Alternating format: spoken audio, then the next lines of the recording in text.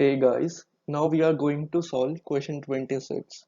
For three events A, B and C, P that is exactly one of A or B occurs is equal to the probability of the occurrence of exactly one of B or C, and that is equal to the probability of occurrence of exactly one of C or A, and that is given 1 by 4.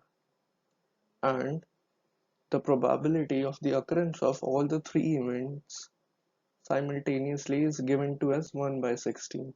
So just let's start with the things which are given to us. So first, the occurrence of all three events simultaneously. That means it is talking about the probability of A intersection B intersection C, that is already given to us 1 by 16.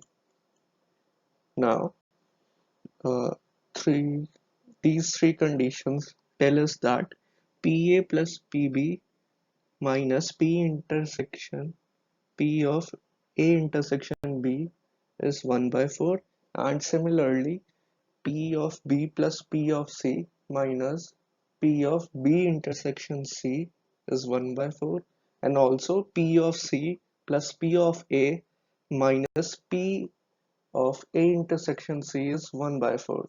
Now we have to solve this equation. So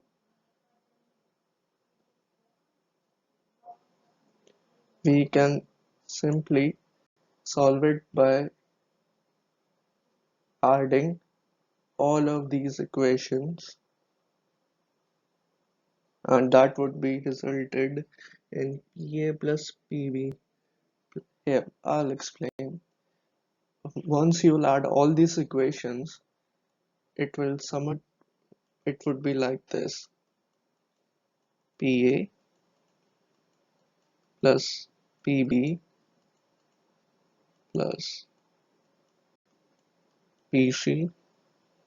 Let's take this as X, Y, and Z, and minus of twice because these three values are being added,